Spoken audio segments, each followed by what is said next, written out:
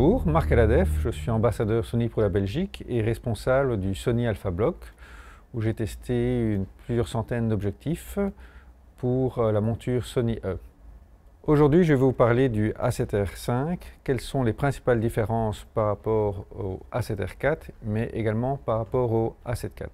Donc, si vous hésitez à faire l'upgrade par rapport au A7R4 ou que vous hésitez entre le A7 IV et le A7R5, on vous expliquera toutes les différences. Le A7R5 partage avec le A7 IV toute une série de fonctionnalités et de points d'ergonomie communes. Pour la vidéo, il a la stabilisation active, la compensation du focus breathing, le focus map, mais également la fonctionnalité de USB streaming qui permet d'utiliser votre caméra comme une webcam de très haute qualité. Une amélioration ergonomique importante est la molette qui permet de switcher entre le mode photo, vidéo et slow and quick. Autre fonctionnalité qui est très utile lors du changement d'objectif est la protection du capteur. Le viseur du A7R5 est également fortement amélioré.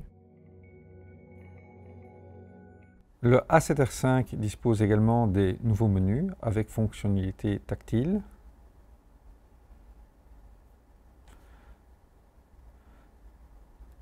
En mode visualisation des photos, il se pilote comme un smartphone, ce qui est beaucoup plus pratique. Le A7R5 hérite également de fonctionnalités du A1. La première, le viseur de 9 millions de pixels qui offre un confort de visée excellent. Le second point est le support des CF Express A qui permet d'avoir des rafales infinies. Le A7 IV dispose d'un slot pour CF Express A, tandis que le A1 disposait de 2 slots pour le CF Express A, et le A7R5 a donc 2 slots CF Express A. Les CF Express A sont légèrement plus petites, mais bien plus rigides que les SD cartes. Par rapport aux meilleures SD cartes qui atteignaient les 300 mégas par seconde, les CF Express A atteignent les 700 mégas par seconde, et donc pour supporter 10 images par seconde à 60 millions de pixels, la CF Express A permet une rafale illimitée.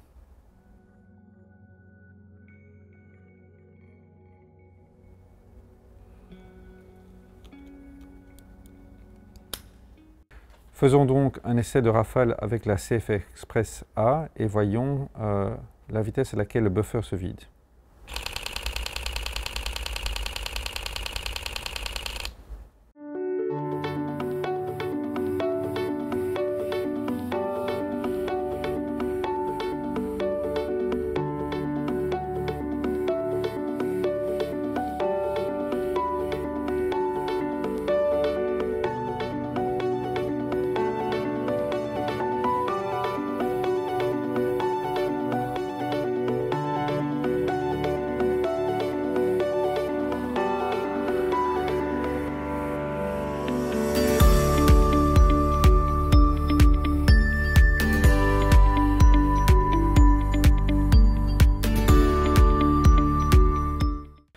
Certaines choses ne changent pas par rapport au A7R4.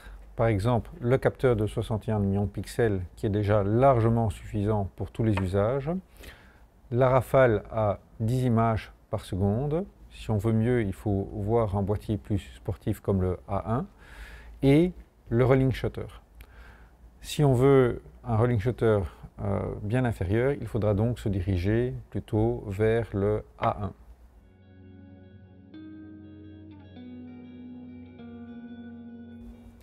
Parlons maintenant des nouveautés spécifiques au A7R5. La première, l'écran orientable. Avec le A7R5, on inaugure un écran qui peut pivoter dans toutes les directions. De manière classique, un peu en mode vidéo pour du vlog ou de la vidéo simple, ce qui permet également de faire des cadrages à la verticale avec beaucoup de confort. La stabilisation du capteur a également été fortement améliorée avec le A7R5. on est maintenant sur 8 stops au lieu de 5 stops, ce qui permet d'avoir un effet proche du rendu d'une gimbal. Une des nouveautés les plus importantes est le bracketing de mise au point, qui permet la technique de focus stacking. Qu'est-ce que c'est que cette technique? Elle permet de faire toute une série de photos avec un léger décalage de mise au point, qui permet, surtout en macro, d'empiler différentes photos et d'avoir une nettement plus grande profondeur de champ. Voyons un exemple que j'ai réalisé avec un objectif macro. Le menu permet de régler la quantité de photos à prendre, la grandeur du pas et il suffit d'appuyer sur le bouton pour que l'appareil prenne toute la série de photos programmées. Regardons la vidéo. Comme vous pouvez le voir, les résultats sont assez spectaculaires. Faire la même chose à la main aurait pris 1 heure ou, et c'est ce que je faisais d'habitude, j'aurais utilisé un rail macro comme celui-ci qui est assez lourd et difficile à mettre en œuvre, en tout cas sur le terrain. Avec ces nouvelles fonctionnalités, les possibilités en macro sont démultipliées. Parlons maintenant du nouvel AF. Le A7R5 introduit un nouveau type d'AF basé notamment sur l'intelligence artificielle qui améliore grandement les reconnaissances de toute une série de sujets par rapport à tous les autres modèles existants. En plus des classiques reconnaissances des humains, des oiseaux et des animaux, on rajoute maintenant la reconnaissance des insectes, des avions, des trains. L'intelligence artificielle permet de reconnaître le corps, puis la tête et puis les yeux. Et donc, dès que le boîtier reconnaît une forme, il commence à faire le tracking et donc on a une acquisition du sujet beaucoup plus rapide.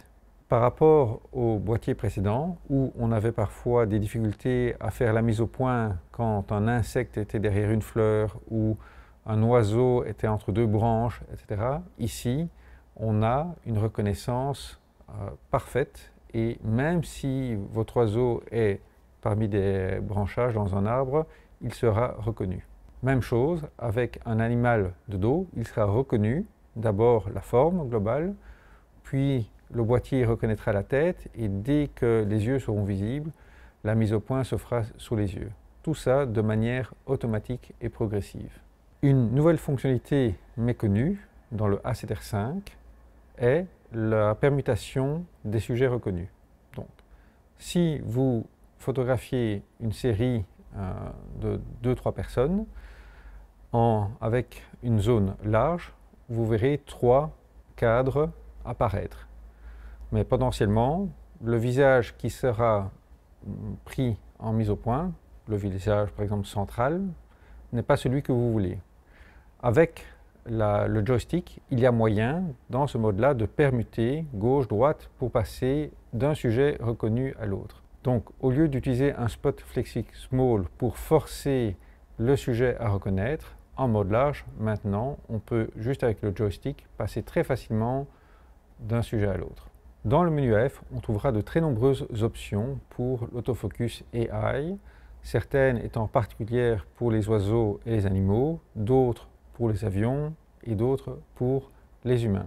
La reconnaissance pour les humains a également été fortement améliorée. Même si vous portez un chapeau, des lunettes de soleil ou un casque, par exemple en moto, l'AF va reconnaître le visage et va placer les yeux, même si les yeux ne sont pas visibles. Sur ce menu de reconnaissance des sujets, vous voyez les options qui sont uniquement disponibles pour les humains, celles pour les animaux, celles pour les avions et les insectes. Paradoxalement, les réglages pour les humains sont les moins nombreux. Le A7R5 dispose pour la première fois d'un mode combiné animaux-oiseaux, qui permet donc automatiquement de reconnaître l'un ou l'autre. Il y a moyen de forcer, ça peut arriver, d'avoir un oiseau sur un zèbre par exemple, et de dire quelle est la priorité qu'il doit prendre. Est-ce que, quand il voit les deux, est-ce que c'est l'oiseau qui a la priorité ou est-ce que c'est plutôt l'animal? Ou le laisser en mode automatique.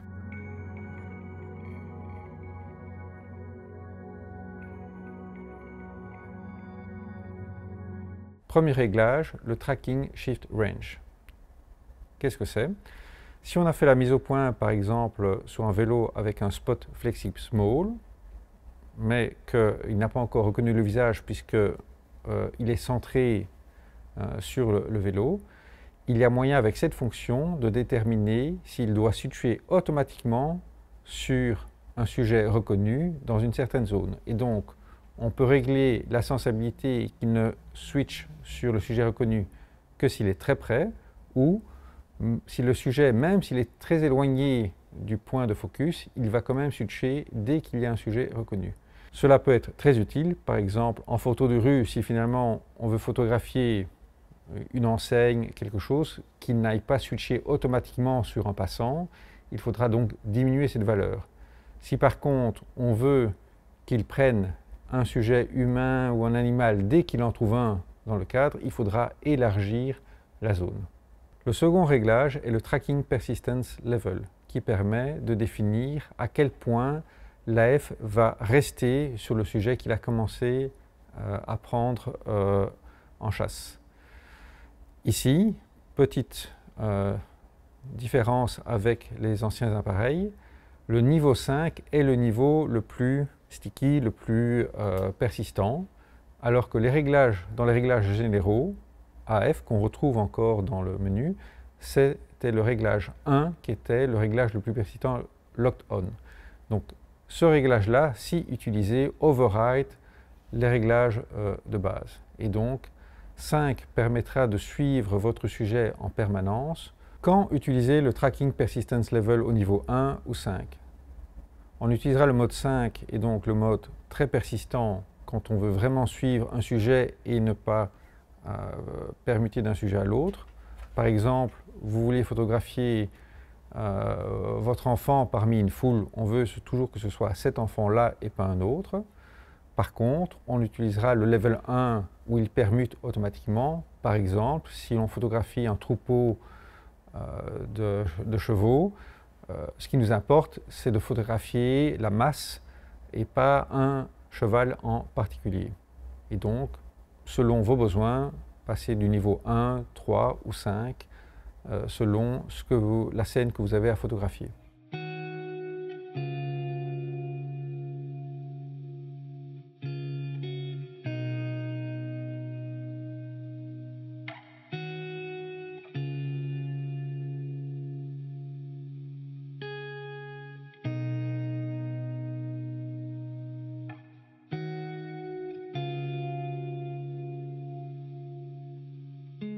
Troisième réglage, la sensibilité de reconnaissance.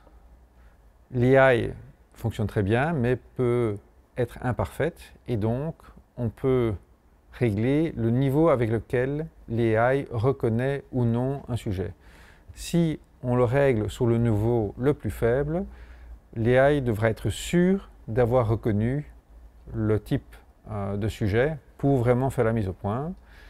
Si on le met sur le niveau le plus élevé, dès qu'il croit voir un sujet du type de celui que vous avez sélectionné, donc dès qu'il croit voir un oiseau, il va commencer à faire la mise au point, quitte à se tromper de sujet.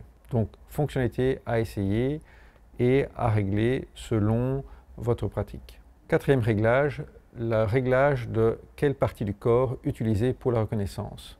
Par défaut, elle est sur le corps, la tête et les yeux, mais il y a moyen, par exemple, de ne le forcer à n'utiliser que les yeux pour la reconnaissance ou que la tête et les yeux. Ma recommandation est d'utiliser la valeur par défaut qui offre le plus de flexibilité et le plus de performance. Voilà pour les réglages disponibles dans le menu. Ces réglages fonctionnent très bien et donnent d'excellentes performances, mais tout n'est jamais parfait. Parfois, dans des situations très particulières, la reconnaissance peut trop reconnaître et ce n'est pas ce que vous voulez, si finalement vous voulez plutôt prendre un objet en particulier, etc. Et donc, si c'est votre cas, je vous recommande d'assigner un bouton à paramétrer pour désactiver la reconnaissance et repasser sur une reconnaissance purement basée sur le spot Flexible Small. Et donc, ça permet soit d'activer l'ensemble des fonctionnalités AI, soit de les désactiver si on veut faire une mise au point très particulière sans utiliser du tout la reconnaissance. Petite amélioration ergonomique, la possibilité d'appeler le menu FN avec un swipe up. Et voilà, et d'utiliser donc de manière tactile. Une nouveauté introduite par le A7R5 est la fonctionnalité de DMF permanent, Direct Manual Focus. Donc, cette fonctionnalité n'existait auparavant que sur des objectifs très haut de gamme comme le 400 mm 2.8. Elle est maintenant disponible pour tous les objectifs grâce à une nouvelle fonctionnalité du A7R5. Si vous faites une mise au point, on pourra directement retoucher le point en tournant la bague de mise au point sans devoir repasser en mode MF.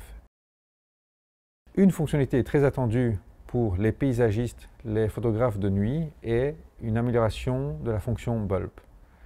La fonction bulb était limitée soit à 30 secondes, soit il fallait utiliser une télécommande externe pour atteindre des pauses de 5 minutes, 10 minutes, etc.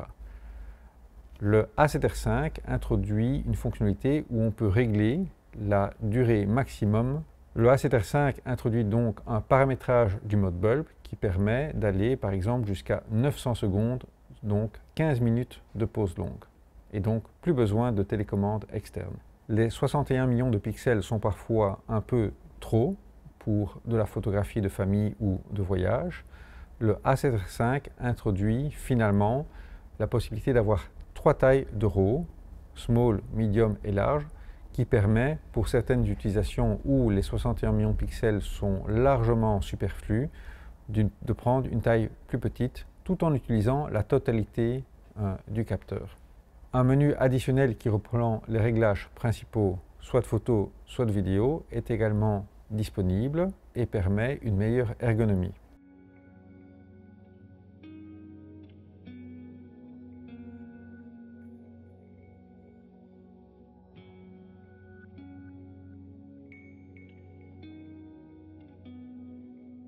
La fonctionnalité Pixel Shift a également été largement améliorée. Elle permet maintenant d'utiliser la stabilisation. Comme on peut le voir sur ces deux photos, l'amélioration apportée par le Pixel Shift apporte un vrai plus pour certaines photos type architecture, reproduction d'œuvres d'art, etc.